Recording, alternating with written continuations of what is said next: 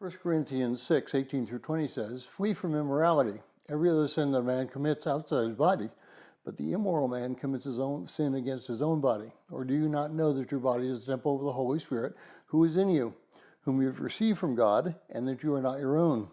For you have been bought with a price, and therefore glorify God in your body."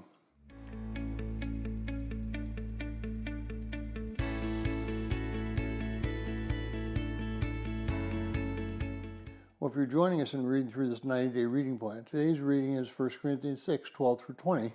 I encourage you to read that passage. Now, I'd like to spend a few moments talking about immorality. It's not a subject that's pleasant to bring up, but it is a subject with which we must deal because we are of the world around us. First, let me be clear that our world is no more immoral than the world of the Greeks and the Romans.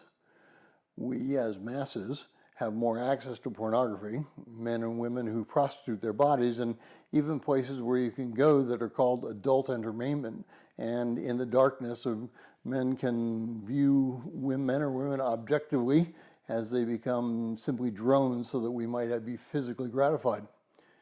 I was recently reading in USA Today about the preponderance and the infiltration of sexual immorality in the church. In this sense, we are simply an extension of the world around us.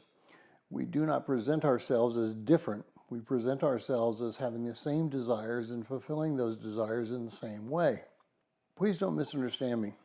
Sexual desire is something that God has given us to be fulfilled through our spouses.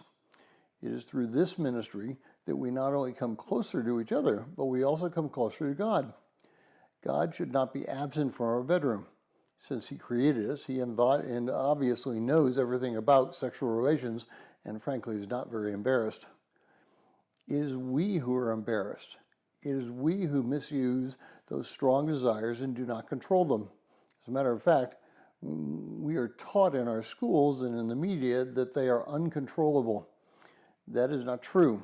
If someone can sit down at the dinner table and not be consumed by sexual desire, then that sexual desire can be controlled. We simply must master it. Now, we belong to Christ. We've been purchased with a price. We have the ability to participate in God's divine nature, 2 Peter 2:1, 2 through 4. We should not cheapen ourselves to submit to something that we can control through Christ.